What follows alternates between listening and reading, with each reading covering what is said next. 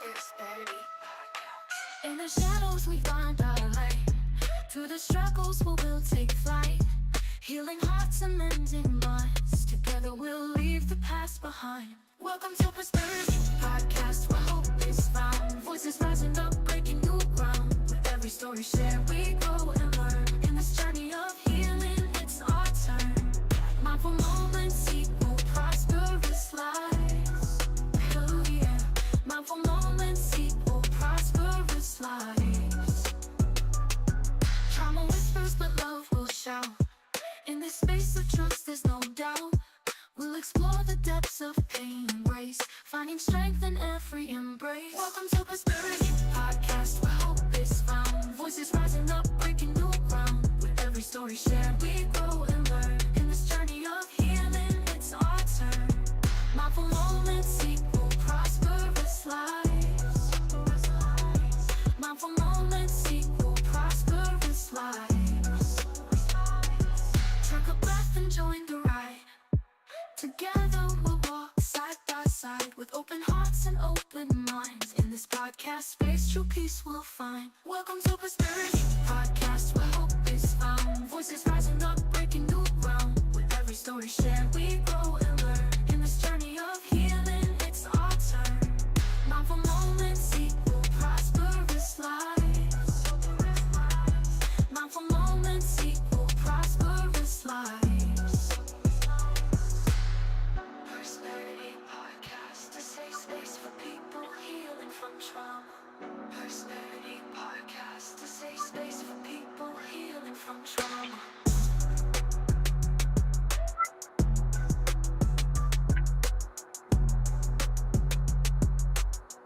Persperity Podcast, a safe space for people healing from trauma.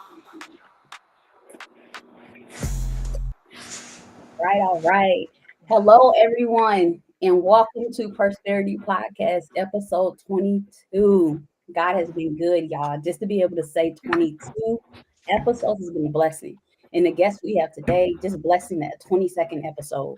I just know God is going to show up and show out. It's going to be a blessed podcast. So in today's episode, we dive into the powerful theme, faith over fear, trusting God through life detours. Join us as we explore how faith can guide us through unexpected challenges and uncertainties. Our special guest, Shareda Patterson-Rollins, will share her inspiring journey of overcoming obstacles and embracing divine guidance. Get ready for an uplifting conversation that encourages you to trust in God's plan, even when life takes unexpected turns. Let's embark on this transformative journey together. Ms. Rollins, would you like to share some stuff about yourself? Oh, hello, hello, hello. First and foremost, thank you for the invitation to join you on your podcast and congratulations on 22 episodes. I'm excited for you and where you're going. I'm here today to share this faith over fear, this concept that we're having. And listen, if nothing else, my life has been a journey that has caused you to walk not only in fear, because fear is a real thing, but to be able to take fear by the hand, grip it, and just say, "You are not going to manage me. I'm going to manage you out of my life." And so, thank you for the invitation. Let's get started with whatever questions you have today, and we'll talk about where we're going from there. Yes. Okay. So, my first question, can you share your personal journey of faith and how it has shaped your perspective on life's challenges? My personal journey of faith and how it shaped my perspective on life challenges. Yeah. So I think, like many others, I grew up in the church. So my family was a family of faith. I went to church with my grandmother as a young child. But we all have to develop our own idea of who God is for us and to us. And like many others, I dedicated my life to Christ. And then from there, I built a life of faith. And so faith is one of those things where you experience life's troubles and triumphs, and you got to decide which way is the way that you're going to walk, because things will take you down and take you out if you allow them to. I've had some triumphant experiences because of trauma that has happened in my life. We could go down the road and talk about many of those things, whether it's just losing a mother at 13 years old when you're really beginning to be formative in your life. And that season of my life holding on to a simple prayer a simple affirmation, if you will, for life, and taking that to use that as a tool for me until I got to a place where I could identify that God was a key factor in my life and where I wanted to go with my life. Yes. Wow. So thank you for sharing that. Could you elaborate more if you would like to? Sorry, I'm just kind It's of okay. want to make sure that I'm putting this chat overlay in here. There we go.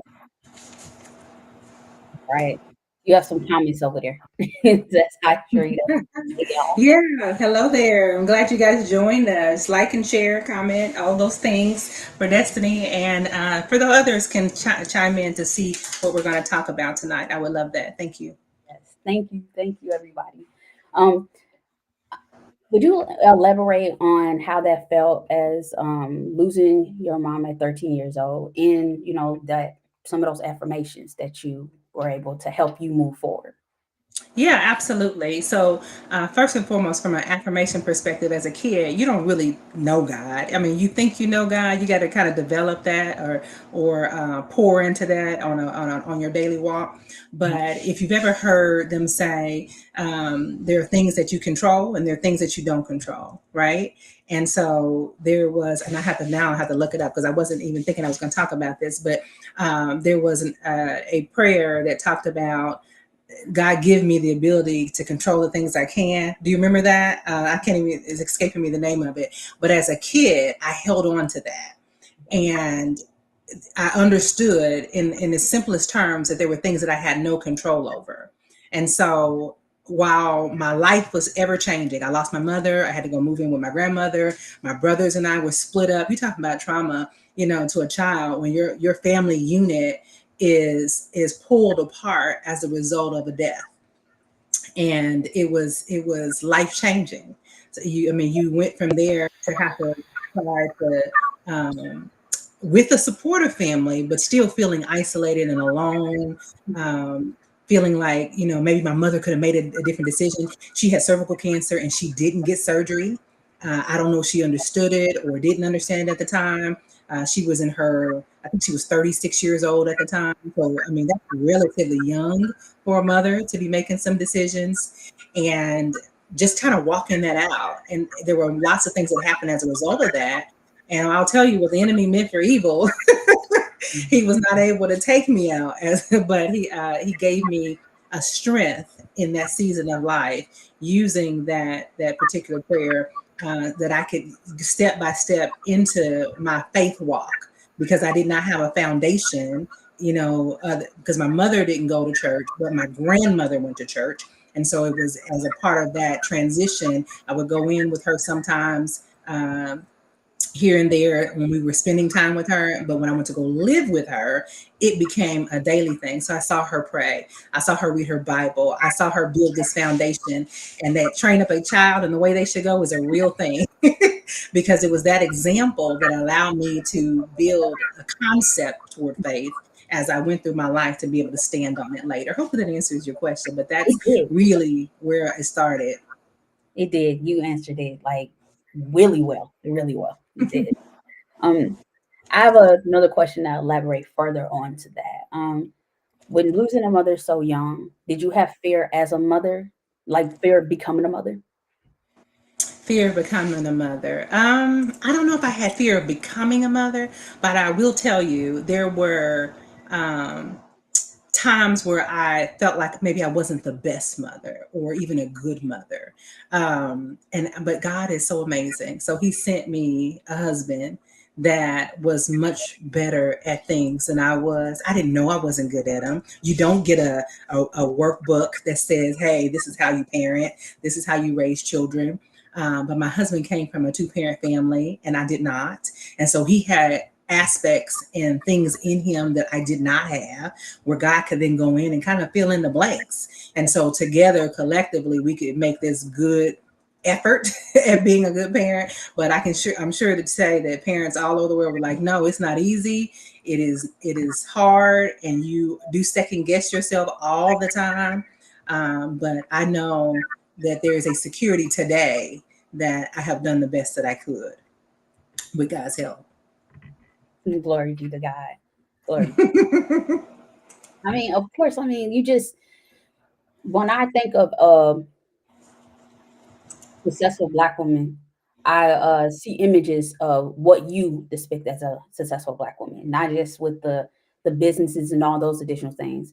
You strive and move forward. You pour, but also at the same time, you have results. You know of what you, despite what you've gone through, you actually have success. You have things that you have worked hard towards doing, and you have what I say. You have substance. People sometimes people with trauma or have gone through trauma, they just have just the trauma, and that's all they talk about. And there's nothing else that they have outside of that. But that just means that they haven't got to that level. But you are able to literally exceedingly go on other higher levels and do everything that you're doing and have the story that you have. It's just, and I ain't even heard all of it. But all I'm saying is that that is amazing. I just want to give you your props for that. Yes. Well, thank you, but I give glory to God. I mean, all glory to God. I can't take credit for anything. So there are parts of me that are probably the innate parts of me, those things that I were born with, some giftings. And then there's some things that I have learned along the way. Let me give you an example. So as a kid, told me that I was fairly quiet, that I did not do a lot of talking. And I would imagine that that probably was a result of trauma. You know, you kind of lose your voice in some instances.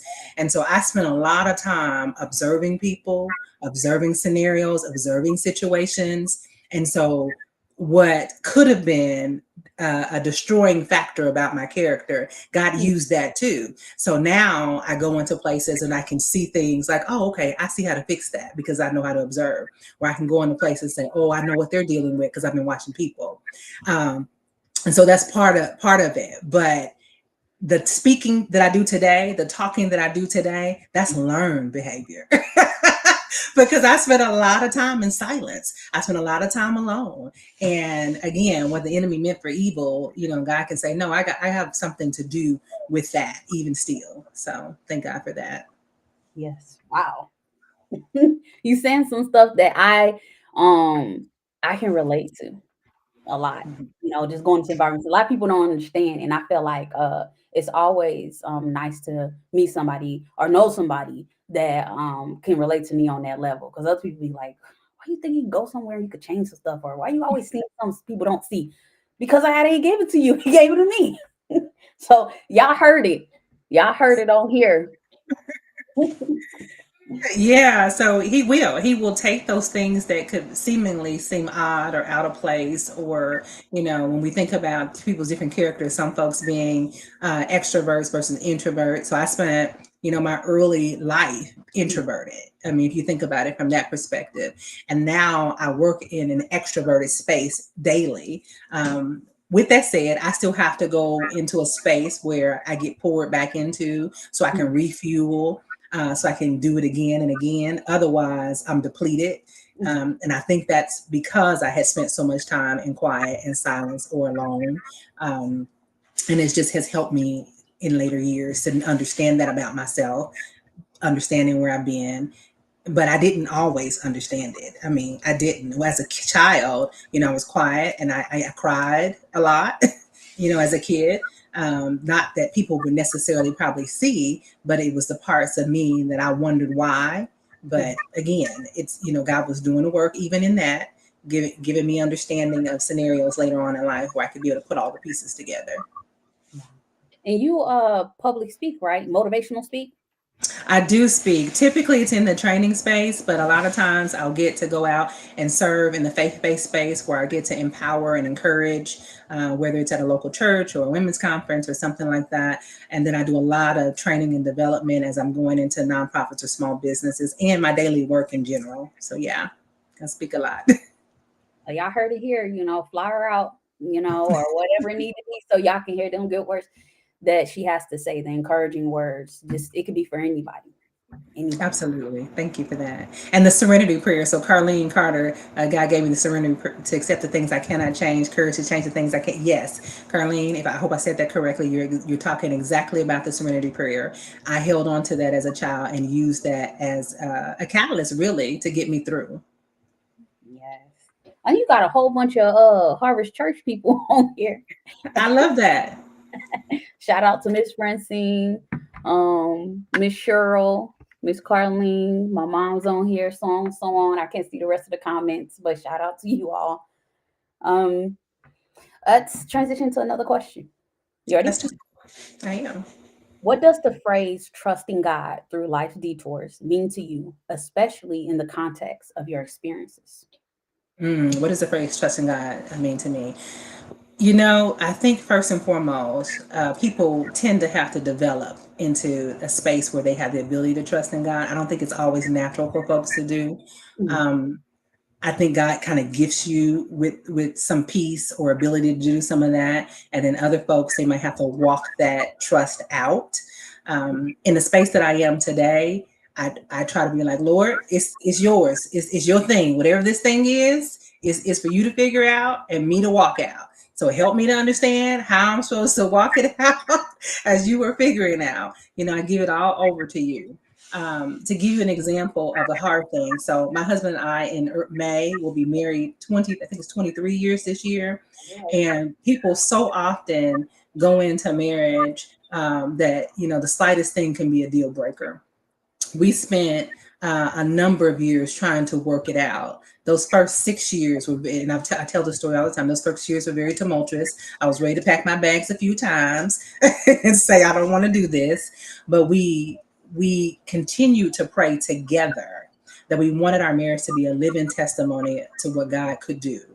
And so because of that, I think those words, our own affirmation is what gave us the ability to be able to continue on and continue to learn about each other, learn about life, learn about marriage, learn about doing those two things and trying to be friends, doing those two things and trying to be parents, and continuing on with our lives versus not trusting in God to work it out.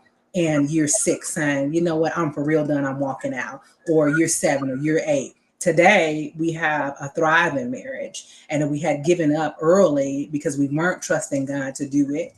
And then we weren't changing ourselves along the way because we do have some action items in this list of what does it mean to be an effective, have an effective marriage or a loving commitment and so on. So that's one example that you trust God.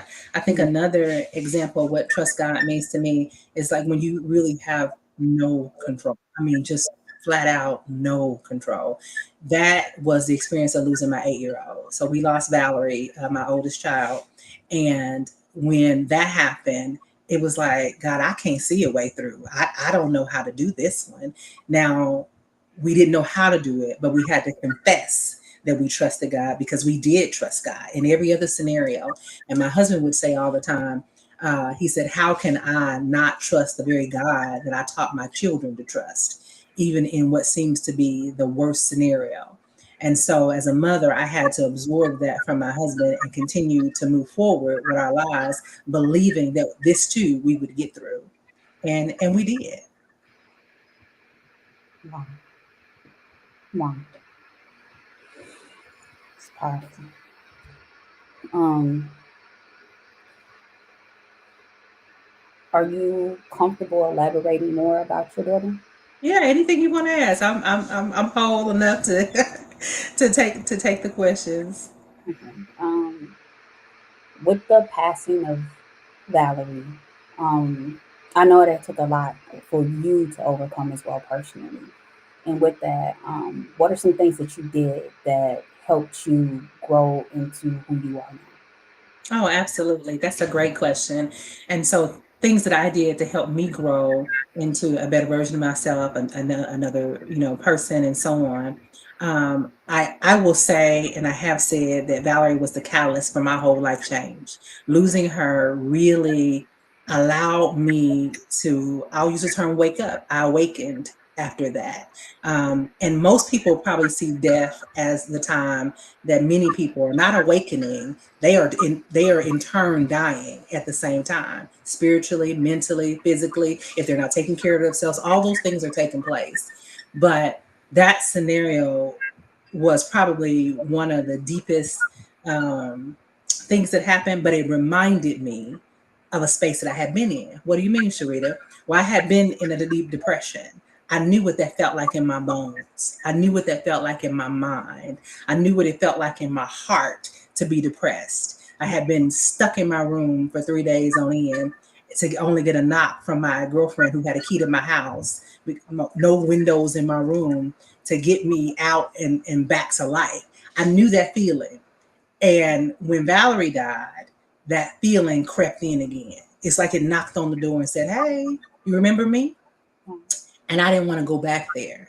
And so I made a decision that I could not do that again, because this time my heart said, it's going to take you out. And so we couldn't do that. And I didn't. But how I did that is your question. So I'm a person that I need a few things in my life. I need continual affirmation from God. So that may come through prayers, that may come through actual written affirmations, that may come through listening to other people. But in some way, I need continual affirmation. Another thing is I need spaces that have light. I need windows and brightness and access. And then I need, at that time, I needed to sing. I can't carry a tune to save my life. But I sang a lot because singing does not ask your permission to change your mental state. You get elevator effect. You get on the elevator song, after you done got off, it's an hour later, 20 minutes later, 15 minutes later, you hear the song in your head and you begin to sing it. And you're like, where did I get that from? And so that is one of the things that I really took to heart. So I would sing on my 45-minute commute to and from work. I would sing in the shower. I would play music all day, every day. My daughter says today, she said, "Mom, well, you never play anything in our house but Christian music. So we don't know secular songs, you know." So my friends are asking me why I don't know, certain people. And I would say, because my mama didn't play it. But it was that and things like that that kept me going, that I had to have a tie to in order for me to stay deeply rooted, for me to stay connected to God. And if there was any one thing I would tell people to do, it is listen to music, even when you don't feel like it, even when you don't want to sing. So did I want to sing? Probably not, but something told me, Holy Spirit, that I needed to sing so that I could sing myself out of depression. And I did that for months and months. And I had a cousin, she made a CD for me. I wore that CD out. It was a collection of songs that we had used at our church. And she can't find it to this day because I asked her to make me a new one, but she can't find it. But I told her it was the thing that got me over. I would put the CD in and I would listen. And on the way to work, I would listen on my way home. And then at home, I would listen to other things. But those are probably on my highest to do. To keep me in a space that I can stay centered in on God. Wow. Beautifully said. Thank you. Thank you for sharing all of that. Like, we truly never know, not just what somebody's going through, but we tend to hear some of the things people going through, but we dismiss the fact of what they had to, in that stage of having to overcome, the coping mechanisms they had, the things that made them find themselves, or better yet, learn a new version of themselves, meet a new version of themselves. And your life truly a journey, truly what it says. Fighting through like detours, fear, faith versus fear, and being able to just tell fear like, hey, I'm having faith. You don't want nothing here at all. Essentially, that is exactly, Destiny, what happened. I had to speak to the fear that came clothed in depression, right? Mm-hmm. And tell it that I wasn't going back. I hear you tapping me on my shoulder. I feel it. I know it's there, but I'm not subscribing. And so I had to not subscribe. That doesn't, for those of you out there listening who may experience depression, that doesn't necessarily mean that it's going to go away instantly. Deliverance has to take place in that space in order to lift that thing completely up off of you. But it is a path toward deliverance, is my opinion, because that's the journey that I walked out. And it is not a substitute for therapy. I'm a firm believer in therapy. I attend therapy on a regular basis today, and I did not then. I would have told you to go to therapy, but I hadn't been to therapy. I didn't think it was a bad thing or a wrong thing. And so until I could get into the space myself where I was actually going to go to therapy, God had to use another mechanism. And that mechanism for me happened to be music. And so that's what I did. And so those who are watching and listening, they may have a mechanism that God is using intermittently until He needs you to get something else. And so don't take that lightly. Walk that out, and then consider, are there other qualified sources for you to get some help to help walk through things that might be there that you don't even know are there. Agree. You said something powerful there. Woo! Wow. Now, wow. In that, to pivot off of that conversation, what would you tell Shareda Rollins Patterson back then from the version of who you are now? Mm. I think in light of my last couple years, and to just to circle back to what we just talked about, I would have told me to start therapy earlier. I would have told me that you have childhood trauma that needs to be resolved. I would have told me that there's a greater version of you waiting if you can work through some of those things that are keeping you bound, keeping you held back. And while I see myself in greatness, there were definitely things that I needed to still do. So that's what I would tell myself. I would be like, hey girl, why don't you start a little earlier on this? So you can cover some ground and don't have to walk out this thing as long as you're doing. Wow. I love that. As a person, like I've been in therapy since I was 3 years old. And as an adult, it's been a choice because of the trauma I have endured. I stated like when we did the healing ceremony, I have a lot in common with Bishop Haupt. But in that, like, I don't know what life would have been if I didn't. I had no choice when I was younger. It's like she has to be in therapy because of circumstances that have happened. But I don't know where I would be if I didn't have it then. But as an adult, I would know where I would be if I didn't have it now. But I had a conversation recently with my therapist, and I told her, I said, why is it that in the Black community we have so much challenge? We have a challenge with respecting people's coping mechanisms. We get offended by them because we don't understand, you know. So What do you mean when you say that? like one of my coping mechanisms is that a lot of times I'll be in an environment and in my face it looks a certain type of way. I don't know if you I have a book on it, Black what anxiety looks like on Black women opposed to any other culture. I'll just be sitting there in my head trying to think again, because a lot of circumstances I've gone through, I have not been exposed to, I was not exposed to being around people. As I shared on my podcast many times before, I had been held captive against my will and stuff like that with everything with my biological family and all that additional things that delayed a lot of things for me in life. So when I'm in environments now, my coping mechanism is to just be, just looking at the environment. I'm just chilling, I'm relaxing, or just not necessarily, like if I'm talking to somebody and I know it's a long conversation that I don't want to get into, I tend to be like, okay, I'll talk to you later. People get offended by that. And I just be like, look, I haven't ran out of conversation. Other people got a whole paragraph conversation. I don't have it. Sometimes I just don't because I'm still learning. So Yeah, and people, it's okay. That's they, okay. I'm sorry that happened to you, by the way. I'm sorry that you had to endure that. But you are not your experiences. You are not your experiences. And as you learn to cope, as you build on your emotional intelligence, as you build on your understanding of trauma, as you build on your interpersonal communications and dynamics, you'll get better and better.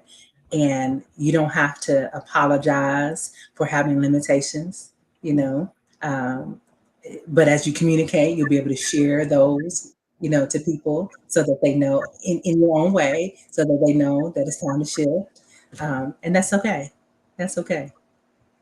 I just wish sometimes we could be more open in the African American community because during my journey, a lot of people that were there for me didn't look like me until I met Rashana Freeman.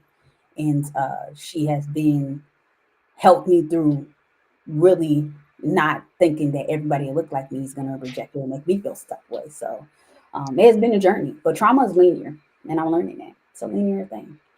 So once you hear from one thing, another thing is exposing another level or something. So always be open because certain things could be bothersome to you, and I know why it's bothersome. And I've it's been a different healing journey as an adult opposed to a child. And, it's been a Absolutely. blessing. It's Well, been good. Yeah. I'm glad it's a blessing to you and you're working it out again. So we are pro therapy and Jesus. for sure, for sure. I'll tell anybody anytime. Look, therapy ain't nothing. It is nothing compared. There, well, Jesus first, and then therapy. I'm gonna tell you that Jesus, you gotta Absolutely. be in therapy. But Absolutely. therapy compared to wanting to do it on your own, because people think you can work on things, you can do it on your own. It's stressful. Get out there and therapy to me is holding yourself accountable for the things you want to work on. That's your I accountability. like that. Hold yourself accountable. Yeah. I like that. Not gonna go in there and just start talking just to talk because I want somebody to talk to. I got friends for that. We in here working big stuff. There's some qualified resources with, tools. Yes. Awesome. So, Awesome. I'm gonna shift on to another question. Let's do it. Can you describe a specific moment when you had to rely on your faith during a significant detour in your life?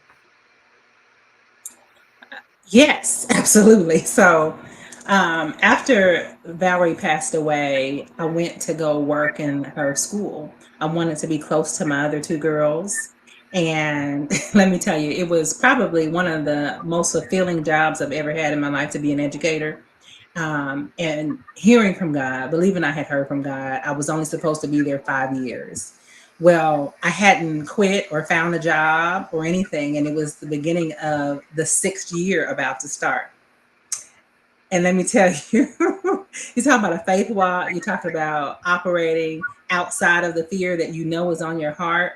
Mm-hmm. I had knew that God said I only needed to be there 5 years.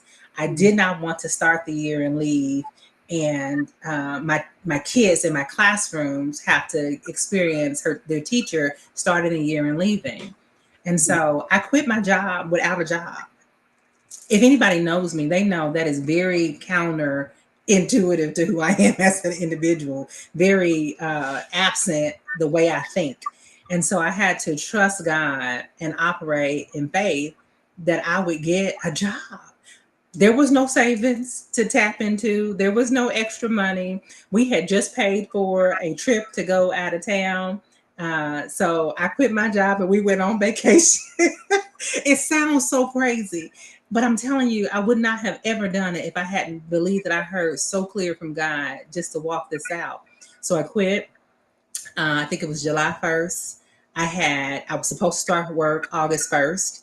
And August 1st, I had my first interview for the job I have, well, a version of the job I have today. So 1 month later, and then a month after that, so 2 months, September 7th to be exact, I started working at a new job. But all of that took me trusting God. And a month felt like a year because I didn't have anything to steady, dependable, the type of personality I have to hold on to. And it was, oh my God, it was just work. And God was saying, do you trust me or not? What are we doing here? Do you trust me or not? And I would never recommend that to anybody. I mean, I'm not going to ever tell you go quit your job without a backup plan, without a job. And I would have never believed that I would be the person who did it, because it's just not how I think or how I function. But I did. And God came through. And I put everything, my husband said, if you believe that you heard from God and that you were supposed to quit this job and not go to the next one, I'm wholly with you. And that was the other thing. So I had a support system behind me that says, I'm trusting you, trusting God, essentially. And so I took that faith walk, and we just walked it out and said, we believe you, we trust you, and it worked out to my greater good. So I'm very thankful for that, and it gives you reassurance. It is those scenarios that build your trust in God. So me, it happened to be a really big thing, but it starts with little things. um, and so you can't discount the thing. You got to start and build in the trusting of God. Some people have the capacity because of their very nature to do that, out the gate. I wasn't that person. So I wasn't that person, but he developed that in me in that season. And now I take that forward, and it gave me a strength that I did not know I had. So another example on the whole trusting God and operating in faith. When I got to my job, I started work. I worked, and I was believing God and listening to some Bill Winston on the side, who was a powerful man of God. Listening to my pastor, reading the Word. All these things are happening, simultaneously. And this young lady said to me at work when I was talking about looking for another job, "Oh, you can't do that. You can't do that. They don't let you do that." I said, "That might be your story, but that's not mine." And so, because I was believing God for something else. And so, sure enough, those small steps gave me the faith to take other steps. And so, where, in 1 a.m., you had to wait 18 months, I was invited to take another job. And I said, "Come on, Jesus, I'm going to do this, and we're going to do it grand, and we're going to give you the glory along the way." So it's nothing that I did. I didn't do it on my own. I just believed God that I wasn't going to be bound by the system, whatever these systems are, if I needed something else, and I needed something else. So there we went. Yeah, I was trying to trust in God. And Carlene, yeah, it wasn't crazy. It was faith. You're absolutely right. Thank you. Wow, wow, wow, wow. And in that time, you wrote a few books, right? Didn't you publish your book last year? So I have two books that I am party to. So one, and I don't even have them near me. They're in my bookshelf. But I have one book that I wrote after I lost 12 years, to be exact, after I lost Valerie. Oh, you close to Huh? the bookshelf? No, the bookshelf's in another room. I'm happy to go get it, but it's in the other room.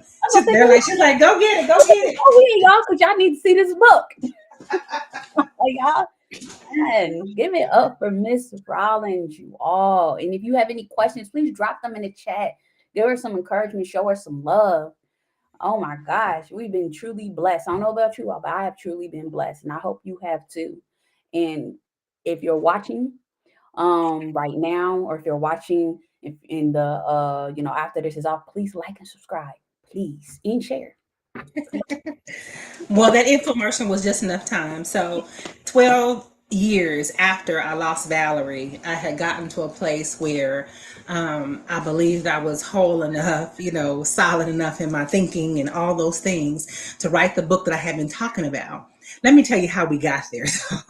So my husband and I, after we lost Valerie, so this is for those who have experienced any level of grief, we kept having these experiences with people, especially people of faith, that would say things to us that we didn't understand. Like, "I don't know how you're gonna make it. I would lose my mind if I lost my child." Poison number one, right? "I don't know how you did it. I would be ready to take myself out." Poison number two. Things like that were coming up all the time from people who were supposed to be people of faith, who were verbalizing that they did not have the capacity, is what they were saying, to be able to walk through grief, to walk through death. And I have probably a different view on that scenario than most people, probably countercultural. But it was those experiences where we had thought I was going to write a book that was just giving some protocol, how to operate with somebody else, what to say and what not to say. But as I began to write, and this, I believe this Holy Spirit was speaking to me, it ended up being so much more than that. So this is God in a Plan, a daughter's death and a mother's rebirth. It ended up being so much more than that, because it talked about the complete journey, and so it's 16 lessons in this book that I learned along the way. One of them is what we just talked about, that whole faith walk of quitting that job and what that meant and how that went. Another one was just some practical things, like what we went through as a family, because we didn't have money and we wanted to take our children on trips. How do we do that? Another one was the working with women, how women showed up in my life from a mentor perspective, a working perspective. The first day of my new job, after waiting those 2 months to start at this new job, and me having a panic attack on day one. Just things like that. All of that is inside this book, because my life was so much more than the one thing of saying I lost Valerie. It was all of the things that happened after that become a catalyst for, and she was just a catalyst for change.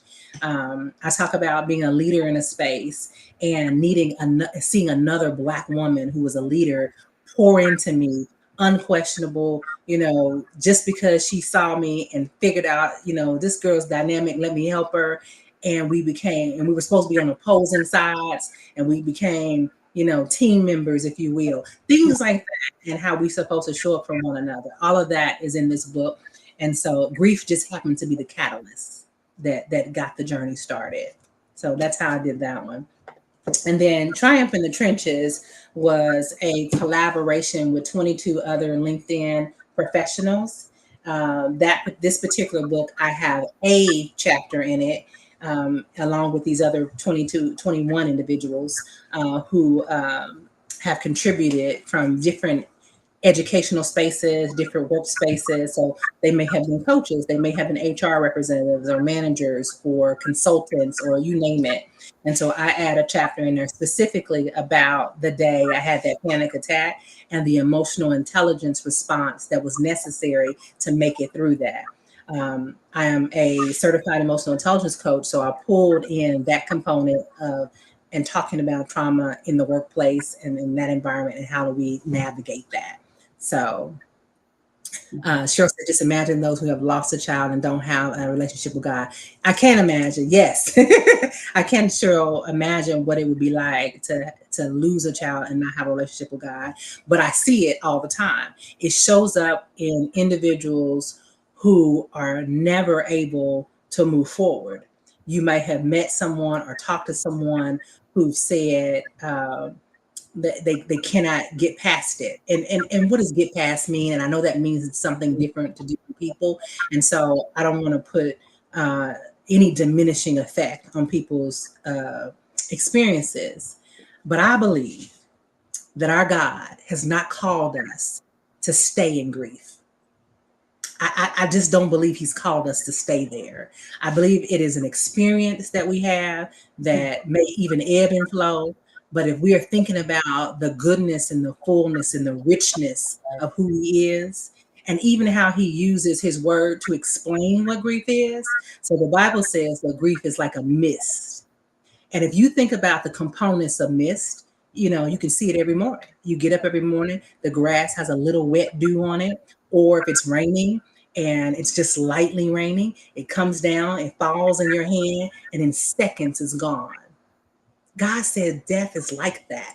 These people have come into our life, they have been there, and it's gone in seconds. And if we think about it from that perspective, I don't think he wanted us to linger into it in a way that it is diminishing to the other aspects of our life, that it is robbing us of joy, it is robbing us of fulfillment, it is robbing us of our ability to continue forward and do the work he has called us to do. And at least in one area of the Bible, they were asked the question, well, how long will you grieve? And that's a question, because they're trying to figure out how long we're going to do this, meaning there should be an end. The question is posed because there should be an end. And so, again, very countercultural to what people probably think. Others subscribe to you grieve as long as you want, you grieve in the way you want. And I don't quite think that is the full answer. I don't think that's the full answer. And so being sensitive to other people's experiences and not wanting to take anything away from them. I believe God has called us to pass through the journey of that and to do something with it. What is the grief going to birth in you? What is it going to catalyze? What is it going to show you? What is it going to, how will you give legacy to the person? A lot of people show up in that space by giving legacy to that person. They create something out of it. I fully believe God intends for things like that to happen outside of grief. Yes, that is powerful. Wow.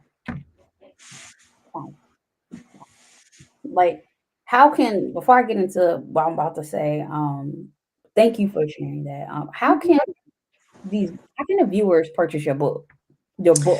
Yeah, so they can go to my website If they go to, can I type in somewhere? Let's see. I don't see I can. it. What is it? www. Not www. It is https Mhm. semicolon // and Oops. Okay. info dot Shareda Rollins. Am I saying it right? Like, let me type it in. I think I might be saying it wrong. Let's see. I'm sorry. Put it in private chat. I'll copy and paste it. Okay, got it. Thank you. Because I think I put a dot where it shouldn't have been a dot. Hold on. But keep going. Keep going. I'll do this and I'll. So how does that? I know a lot of authors that write a book. I've always wanted to ask them because I wrote my book and published it with a publisher in Seattle, Washington, back in 2020. Was it 2019? It was 2019. It was actually a documentation of when I was going through my trauma as a little girl, 7-year-old. But I don't think I went back and read my book as much. Even now, and I don't think I would. Is it hard to sit and read your book? No, actually, I don't think it is. I thought it was such an easy write, and from when I'm talking to people, they see it as quite an easy read. I try to stay in a space where I'm being very conversational, very easy to understand, and because of that, I think it has helped me to write it in such a way that it was just like talking to somebody you know. So I hope that others continue to see it in that way because that's the approach that I wanted to take. Um, so yeah, so that's my hope and prayer. I'm about to drop this link in the chat, everybody. So that'll take you to my website, and I was right. I just for some reason I had switched it up. That'll take them to the website. You can learn more about me. You can see my bio. All that great information is out there. It'll lead you to pages at the bottom that allow you to purchase and whatnot. If you have any trouble, you can always email me and let me know. I'll be happy to support. Yes. You have a message from Cheryl Davis. Amen, sis. That was me. Lost Joshua at 3. Then I got a personal relationship with Jehovah, which transformed my life just like you said it would. Oh, yay. I'm glad you were able to build that personal relationship. We all need a personal relationship with God. I'm sorry that we have to experience those things to have these changes and catalysts sometimes, but I think we learn something out of each and every experience that we have to be able to share with others. And this is just how I share it. This is just how I share it. Do you think that grief looks differently culturally? Because I know, well, let me say this as a race, because we're a culture within a culture within a culture. That's how I look at us as African Americans. We're a culture within a culture because our beliefs are different, but similar in some way. But as a race, do you feel like we deal with grief differently? Do we deal with grief differently? I'm not sure I can answer it from a racial perspective. I think our upbringing and circumstances, our dynamics probably impacted more than that. So, what do I mean by that? So, in my home, just using it as an example, because of the grief I experienced, I lost my mother at 13, followed right behind was my grandmother and my brother. And so that was 3 traumatic deaths in my life very quickly, which means that I had a very different lens on death. So I watched my youngest brother, for instance, who lost his mother. He was only 5 years old, and how that walked out for him. Let me give you an example. He did not get an opportunity to really, really get to know his mother. And then she dies, and nobody talks about her anymore. There are no pictures up on the walls. There are no celebrations of her birthday. There's none of these things. So when you think about it from a 5-year-old's perspective, and the Bible's identification of it as missed in it, so it's gone. This 5-year-old mind is kind of confused as to what happened. Like what happened? And so they're trying to reconcile that on a regular basis, I'm sure. Now, I'm ad-libbing some of this because my brother will have to tell his own story. This is the outside looking in on that and how I translated that. And what I did with my children is when Valerie passed away, she wasn't going to disappear. We didn't want that to be part of the dialogue. So we talked about her. We celebrated her birthday. We had balloon launches. We did book. How do I say? collections to give to the Aspen Allergy Foundation. We did things to keep her spirit and her mind alive. Her artwork is hanging in my house today. Her pictures are in their bedroom. So we wanted her to still be remembered.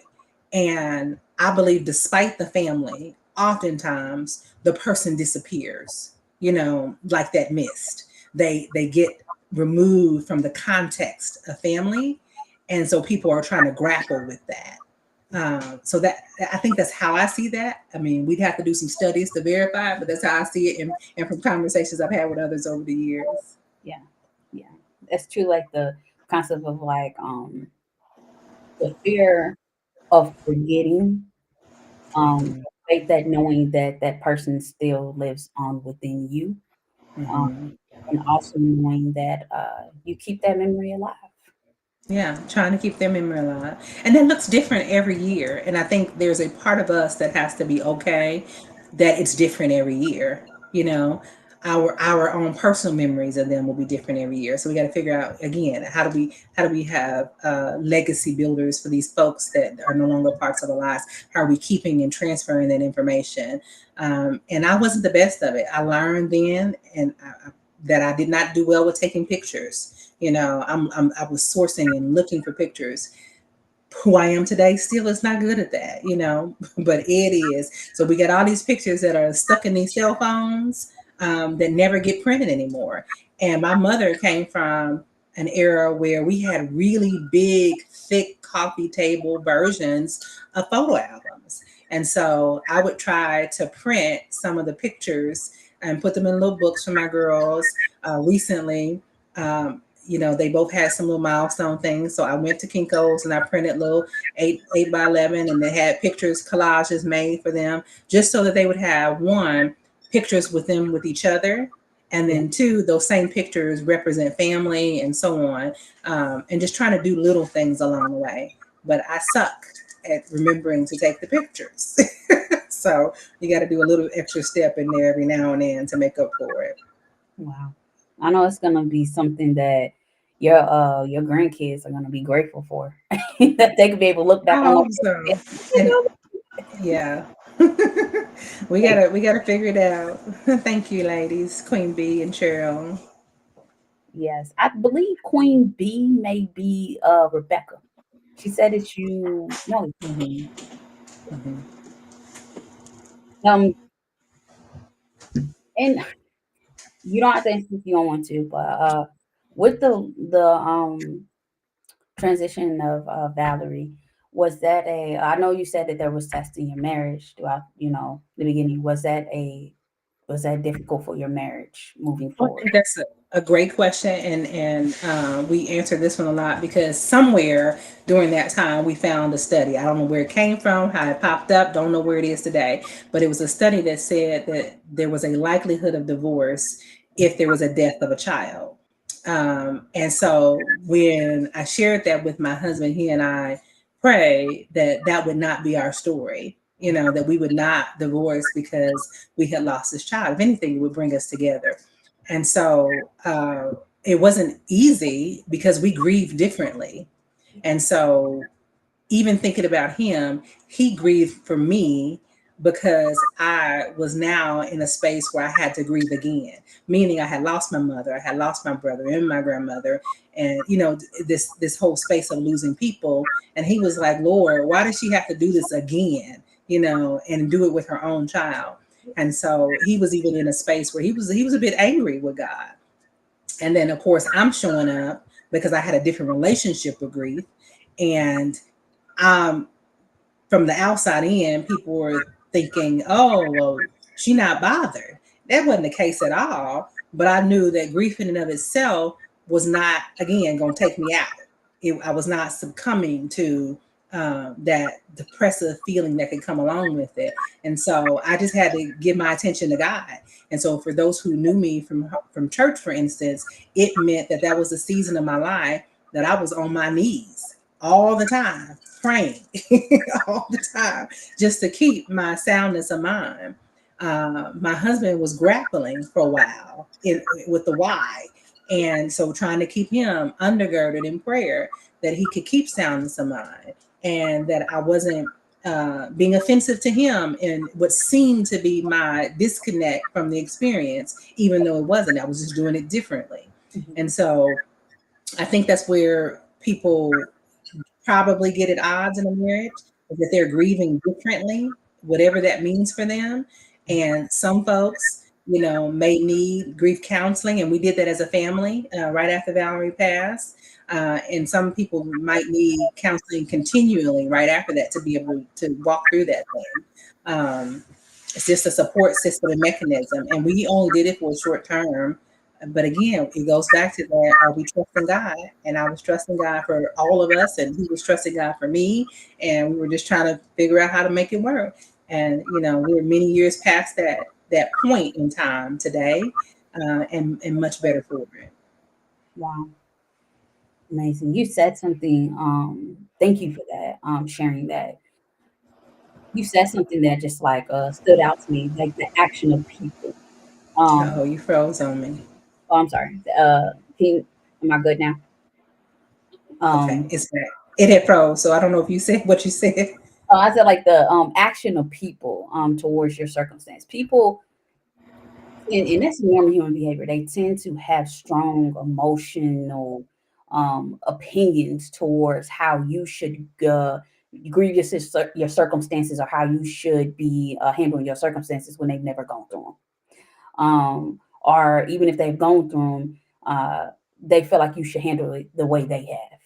And the way that God is set up, when you have a calling in your life, and which everybody does, Mhm. um, you're going to go through different challenges, trials and tribulations, losses, and all those different things. All those things are supposed to help you be better. It's not supposed to look the same as everybody else's journey. Your emotional, intelligence and involvement in certain circumstances may look different in the eyes of God or other people in general. You did yours and moved through it with poise, with grace, with understanding, with the love of God and the love of your husband and your two beautiful daughters. Like and that right there is just, if I could shed any light to anybody else who's hearing what Miss Rollins is saying, have individuality as you go through what you go through in your life. You can't listen to what the next person says that's meant to pull you down, or their fear. They talking fear into you, opposed to giving Yeah, you encouragement.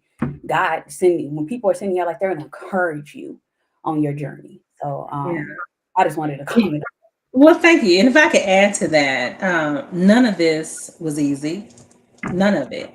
And I would be remiss to say that there were things that I did not miss along the way. So let's talk about that, because I believe in the whole story, the whole depiction. We are first and foremost trusting God in everything scenario that happens in our life, and we develop to that. What I learned in therapy in the last several years is that there were parts of me, even still, that were managing grief in a way that I did not understand. For instance, when my daughter passed away and it became a catalyst for change, uh, that too can go unchecked if not worked through appropriately. What do I mean by that? I started going to school, so I changed jobs. I went into a master's program. I became a teacher. And so these are major life events, right? And all of our events in our life impact our families in some way or another. And it is our responsibility as parents, as overseers of those in our who are entrusted to us, to take a pause to figure out how a change in my life is going to impact somebody else. I didn't have very clear line of sight to that. I didn't have very clear understanding. So I went to school and I was trying to get this work done, which means that I was not with my children. I was going to school and I was trying to study, which means I might not have been with my children. They're with my family, they're with my husband, they're with me, at the library across the room or something like that. But we weren't necessarily doing activities we would have been doing if my time was free. So there's a cost to everything. There is a penalty to every decision, good or bad, right? And to do it all again, I realized that I had gone from one activity to the next activity to the next activity, and it was my therapist that called it out to me. He's like, "You've been really busy for the last X amount of years. Let's look at this." And I was like, "What are you talking about?" I'm just doing my thing. I'm growing. I'm being a mom, and we have this image of being able to do it all. But I imagine that my children, when they get to a certain place of being able to verbalize and vocalize their childhood, they may say something about that. And I have to own that, right? That my mother stayed busy. And I think at the time it was part of my coping mechanism and I didn't realize it. Um, I did shift in different ways throughout that time and I made adjustments in different ways throughout that time. But if I could share advice with another mother, it would be to stop and ask the question, how is this activity, this thing I'm going to take on, going to impact my family? How am I going to prepare my family for that? And is it worth the cost? Is it worth the cost? And we don't always know the answer to that because we don't know how people are going to respond. So we're making a calculated risk a lot of times in the things that we're doing. So we might have better income, or we might have better living circumstances, or we might have better something, but is it worth the absence of something else potentially? So that would be the advice that I say to that. All has worked out well, we believe. Again, I'm gonna say it once. If I said it 5 times, the I leave to my children and my husband to tell their own stories. But I'm also that mom that said, if I have done anything to you that you believe has been traumatic, if it was any part of your upbringing, your life, your story that you believe was hurtful or harmful, I will pay for therapy. You know, and I explained to them, I set them down, set my girls down, we had a real conversation.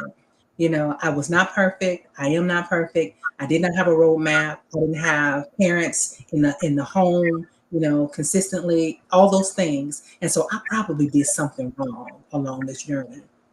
I probably did something offensive. I probably did something hurtful. I apologize today.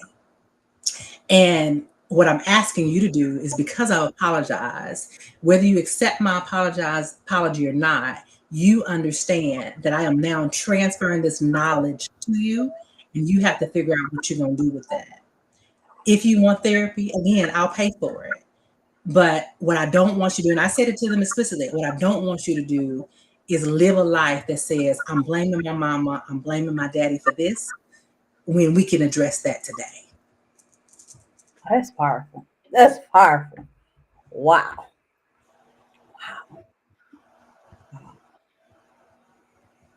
I'm glad that was helpful to you, Nina. And yes, ma'am, have those discussions with your family.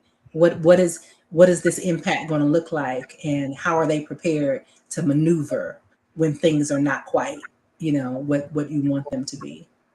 Wow. I'm just wow. Like everything that you said, just coming from, I didn't have that dynamics, that mother-daughter dynamic. I feel like you speaking to me. Not like it just I love it. I really, it's definitely something that it's an experience and it's exposure. And I love that. I want to have children one day, and just to be able to know that you just fed me something that I'm full on, and I'm going to use that in the future for my children. Well, thank you. Coming from somebody else going through trauma, but also just letting my kids know that, like, it's important. Yeah, it is. If you think about friends and people that are around us, many of them are hurting because of trauma that happened in their households. But people can only give you what they have, period. My father is a drug addict. He was when I was born, he is today. And he did not show up. And I used to be upset with him because when my mother died, I wondered why he didn't come get me. That was my hurt. That was my pain. And it was God's grace that he did not, and I didn't understand that. But it was an encounter with God that showed me people can only give you what they have, and he didn't have it to give you. So let me heal you of that. And once I figured that out, I released him from that burden. I was like, oh, okay, I get that. I'm a very probably linear thinking in some respects. And so when I heard that, I understood it clearly. And I was like, oh, I know what to do with that. I ain't mad no more. It's like, I ain't mad no more. That was easy for me. He didn't have it to give. He can't give it, period. And so my children, trying to get them to understand that concept, they may not understand that today. But because I had that experience, I could share with them, this is what it is. And I don't know what it's going to look like for you. I can't tell you, but I want you to be free. And part of your being free is understanding that mama did not have a roadmap and I only had a few things. I mean, what do you expect from somebody who grew up without a whole family? My mother was a single mother, and there were multiple men that I remember coming into our lives. There was food insecurity in our home. There was housing insecurity in our space. I mean, there was a lot of things happening. She didn't have a roadmap. But it don't do me no good to be mad at her. She was doing the best she knew to do. She was doing the best she knew to do. And so there we go. We Okay, just keep on moving. you got Miss Murphy in Yeah. here. She's speaking. And then a Felicia Patterson. Mm-hmm. Mhm. Yeah. Shout out to you all. Well, I just want to put this in here. Please subscribe to my channel, like and share. It helps me get out these videos out there, everyone's stories out there. And I do get reviews back to me about different episodes. And I don't send them, I don't put them out there. I send them personally to the guests. So just get it trending out there. Please go like and subscribe right now. It helps me, it helps them get their stuff out there. And I'm really hoping you're enjoying this episode because we getting fed like this is meat, y'all. This is meat. We talking about steak. We ain't talking about any type of steak, y'all. We talking about that big T-bone steak. This is the type feeding tonight. Come on, y'all. This has been a blessing for sure. Like wow. Like Ms. Ross, what would you tell African American women or women just in general that have gone through challenges and that are mothers now, raising daughters? About their relationship. I think that's very big. Like in the community, how has that been for you, and how do you see that going long term since you have older adult like your children are basically like what one's in college and the other one's getting ready to like graduate. Yeah. Yeah, like a graduate coming from high school, and I have a sophomore in college. First and foremost, we're not done. I mean, parenting is, we signed up for the long haul, right? But there are a few things that I learned along the way with working with my children. One, I don't have all the answers. I just don't. I'm never going to have all the answers. So I have to trust God to give me wisdom on how to navigate with my children. As for reasons that I shared already, that I probably missed a few things. Some of those things I've learned, in recent years. Oh man, I could have did better at that. Oh my God, we missed that completely. But I don't sit and wallow in that. It's like my brain is like, okay, so how do we cover them now? How do we fix that today? How do we work on that now? What we did do, and I can't take any credit for it, is that my husband was really good about talking to our children. Where I could be someone who draws in, he is someone that pushes out. And so he would have daily conversations with them. So I learned from him. He on rides in the car on the way to school, he's doing prayers with them. He's talking to them and he's bringing up subjects. And he, from his upbringing, was even a little softer than I am. People see me, they think that I'm a little soft, but I'm really not as soft as I probably could or should be. And so I'm ever working on that. And so he was softer. And so he does things in a different way. But I learned from him over the years, as he would say, babe, you probably could have said that a different way. Or babe, you might want to redo that, things like that. And so I've learned from him. And so give him full credit for that. And then other things, just trying to operate in God's wisdom. What do I do about this? How do I navigate that? What do I say to them now? So we spend a lot of time talking to our children. They don't want to hear it. They don't want to hear it, but we do it anyway. And it's proved dividends. And so I'll use my oldest as an example.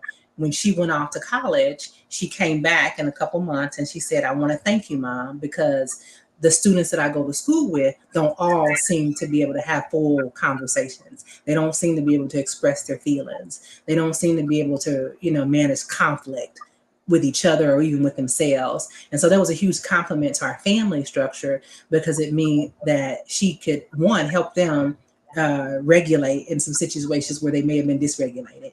And then she could share her wisdom and knowledge of God, even because of the things that we learned as the moral fabric of our house. And so just working through those things, I think, is one of the ways that I have tried to build my children. But children come with their own will. So I have to say that out loud. You could be a parent who is doing all the right things and all the right way, and a child has a free will to say and do what they want to do, right? And so you got to navigate that with compassion and with patience and love, um, and just kind of walk through those steps with them.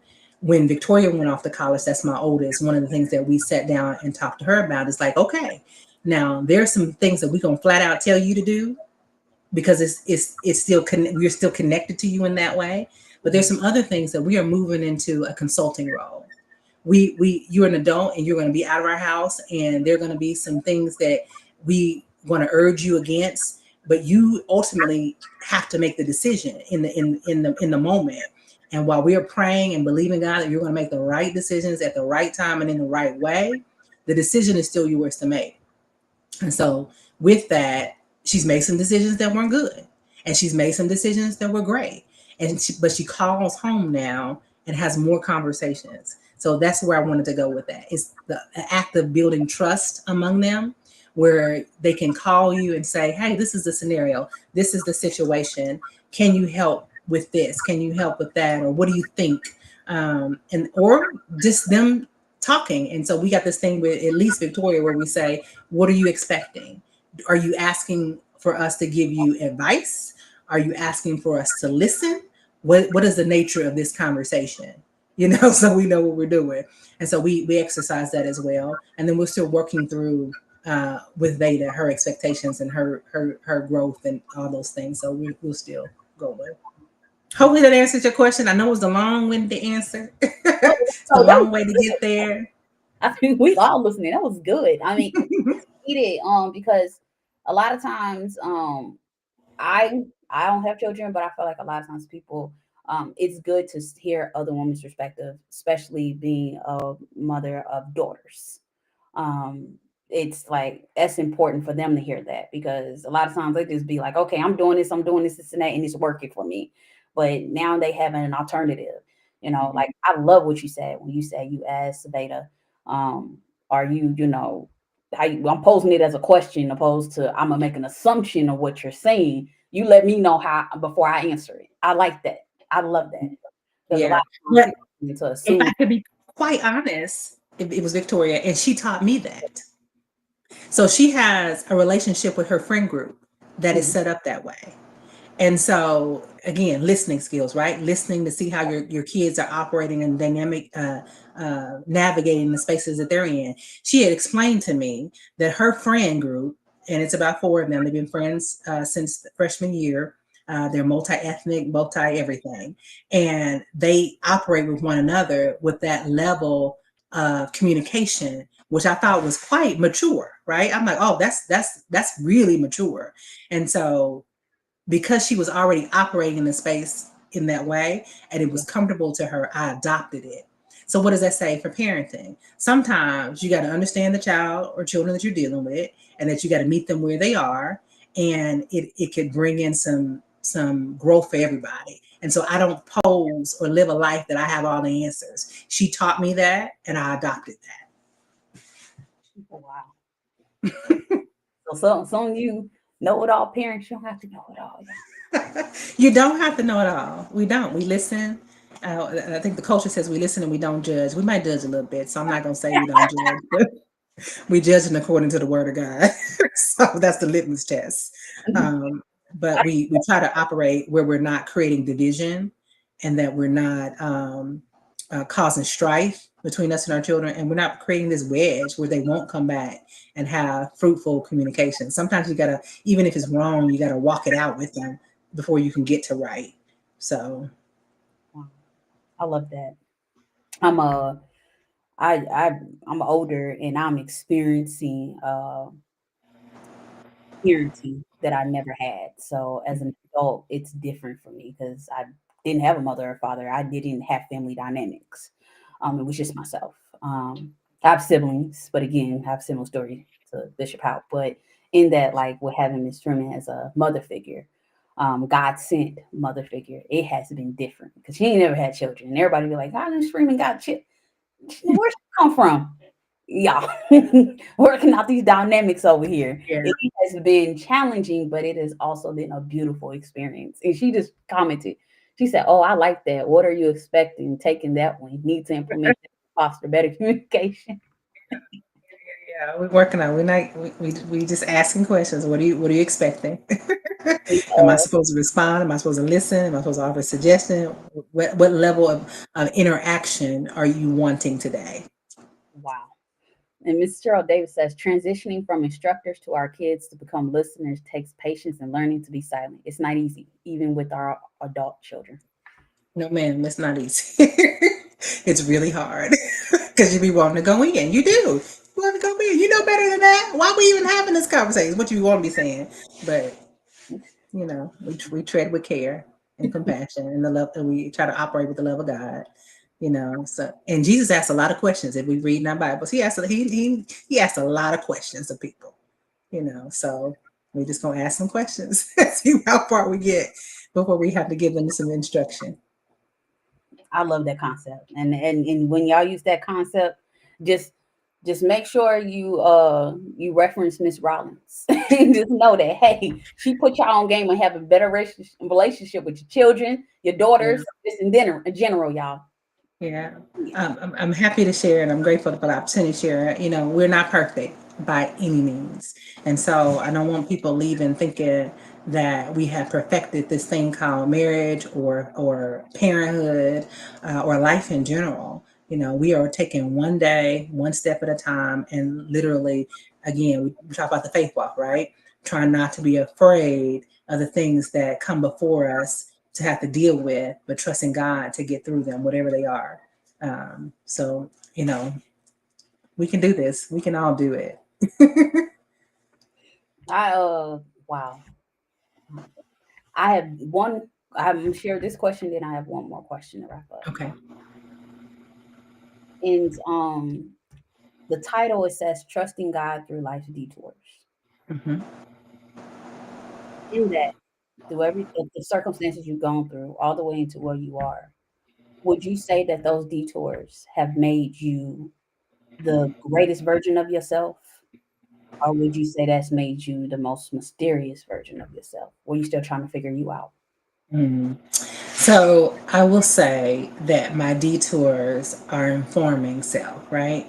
I was telling my youngest child the other day that I'm still learning who I am, and who I am continues to develop, and that we are not expecting our children to know who they are today. We're expecting them to know who they are in Christ and develop that understanding into the world for which they operate. Yeah. Um, I think I'm a better version of myself from all those experiences that I've gone through. But I'll say that with the understanding that it's the only version of me I've ever known, right? Meaning the version that has walked through all of these different scenarios. Um, I think the best version of me is the one that continues to trust and learn of the word, the one that continues to pray, the Mhm. one that continues to seek understanding about the why I do things, or how I can do things differently to glorify God. Um, the part of me that, as I get older, uh, respects the dynamics of people, but is not bound by expectations of people. You know, um, all of that. It's an ever developing thing. I took an agility test the other day, an agile test, and I took an emotional intelligence test the other day, and I learned so much about me that I could not even believe it. I was like, wow. And so I'm always trying to figure out how to get to God's best for me. You know, there's these steps that we can be in with God, the permissible will of God, or God's best will. And so I want to be in God's best will for my life. And that includes me understanding who I am, walking through my God given authorities. And speaking of those God given authorities, that takes work. It takes confidence. It takes knowledge of the word. It takes understanding your limitations that are self imposed a lot of times, and the things that you want to process through. I'll use an example. So I have a poor memory. Let me rephrase that. I take that back, because the mind of the righteous is blessed. Historically, I have had challenges with my memory, but I am believing God that my memory is changing each and every day, and that the information I acquire, I'm retaining it, right? Some of that might be based on trauma. Some of it might be based on my iron deficiency that I had and no longer have. It might be based on a few things. But as a result, I have to work through that, and I have to apply the word of God to do that. So understanding you're a God-given authority, that you can take the word that the mind of the righteous is blessed, and apply it in every instance and get the outcomes that you want, and for whatever healing or deliverance or whatever it is that you're looking for. Um, so yeah, it's always continued effort. Always Wow. continued effort. Hopefully that answers your question. It does. We got some clients in the some potential clients. They said they need a session. Go to my website. I do have a special going on. We can make something happen. Get in on those sessions, y'all. Yeah. Buy it out. Buy it Patricia Murphy says she's trusting God with me. Yeah, we're all trusting God. All trusting God. And for those who aren't, I hope you get to a place where you are trusting God. And this is an example of a life that has trusted God and will continue to trust God. And you can use it as a modern example. Wow. She's another Miss Rollins is a another individual that has been every guest has been amazing. But it's one guest that another guest that just like gotta have her again. I'm doing another panel discussion, everybody, and I hopefully Miss Rollins is available where I bring everybody back together from not from the beginning, those individuals, but from now, and I'm trying to do it in July. If not July, August, where I bring everybody together from the month of April until the month of July. I'm going month of June, and then we just talk about where they are. If anybody caught that a couple weeks ago when I had the people from the beginning episode all the way to like episode 20 or so. So hopefully she will be back. Yes. Thank you so much for answering that question. My last question is looking ahead. How do you envision using your experiences to inspire others who may be struggling with their own detours in life? How do I envision using my experiences to do that? I think things like this are always beneficial to doing that. So I'll continue to join individuals who have avenues, pathways to share. I'll probably create some pathways of my own, that I'll do. I'll do things like visit, like May 2nd, I'll be visiting Hope Church in KCK to lead their Women's Day activities. Come join me, Hope Church, May 2nd, Kansas City, Kansas. And I'll continue to blend career and faith, because I believe we need faith in our career aspirations as well. And so I'll continue to work with individuals, such as I'll be with the NEA this week doing some team building, not faith-based, but because I am there, faith is there. In August, I'll join the Black Community Fund for one of their conferences and leadership activities. So just small things like that happen on, monthly basis, where I get to interject what God has done in my life into others' lives. And I think the most profound thing right now is that I'm building a new team. I'm hiring at my day job, and I get to build something with them that they may not have had before, as I'm being led by the Holy Spirit on how to build this team and what tools to put together. So that's how I see and envision myself. Of course, I'll do some more speaking along the way. And definitely through books like God in the Plan, where people can go in and read a very practical account of what has happened in a portion of my life, and see how I navigated that, and take those things and apply it to their own lives where they see fit. I had to dropped the link again, everybody, to go purchase her book, to visit Miss Rollins' website. Book a session. She said she got some specials going on. So go in and take advantage of these specials. She already gave you a snippet. This is nothing compared to what I know that she could do. I didn't watch some things that she's done. So I know this right here. That's that meat. Go on, y'all. Go that full course meal over there. They say this full course. This is full course, but I'm telling you, it's some superb stuff over on their website. Go over there, y'all. Go over there. Run there right now. How can they follow you on social media?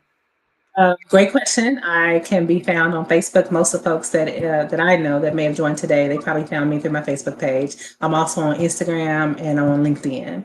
So Shareda Rollins on all platforms. Okay, all right. And the name of your business. Rollins Consulting Services. And so in Rollins Consulting Services, I provide training and coaching. So training to business of all kinds. I've done nonprofit work, I've done small business work, I've done corporate work, and I also provide one-to-one coaching for emerging leaders and or executive workers. So you might be an executive of your own company, meaning you're your own CEO, things like that. Or they might be an executive of another company, and I come in and provide them with candid support in their vision, in their practice. When I'll go to DC on tomorrow night, and I'll provide that group, for instance, strategic planning. And so we'll walk through how to build their work with their team goals and initiatives for the upcoming fiscal year for that organization. So it varies. So reach out. We can talk about what you need and how we can get you there. And they can find this information as well on the website. Yep. Okay. It'll be a great start. Go on. They can reach out there. Yes. Look, blow up her inbox with the messages, consulting, all of that. Go bless her. She blessed y'all tonight. So at least you can just go and bless her as well. Come on. Thank you, Destiny. I appreciate you. Yes, this has been an amazing conversation. It really This has been good. And we will go through you my outro. Thank you for tuning in to this episode of Persperity Podcast. We hope you found our discussion on faith over fear, trusting God through life detours with Shareda Patterson-Rollins. She was inspiring and uplifting. Remember, it's essential to keep your mental health a priority as you navigate life's challenges. If you find value in today's discussion, please consider subscribing to my YouTube channel. Following me on social media at Persperity, that's Persperity Podcast. Your support helps me to continue to bring inspiring content to you. Join me next week as I have another awesome guest with an awesome testimony. Until then, keep putting your mental health first. And don't forget, go purchase them books and go to SharedaRollins.info.triumph.com. Thank you so much. Thank you all for participating. Take care. We're going to hit some outro music. Feel free to leave if you need some this early. See you all next week. To the struggles we will take flight. Healing hearts and mending minds. Together we'll leave the past behind. Welcome to Persperity Podcast, where hope is found. Voices rising up, breaking new ground. Every story shared, we Bye, everybody.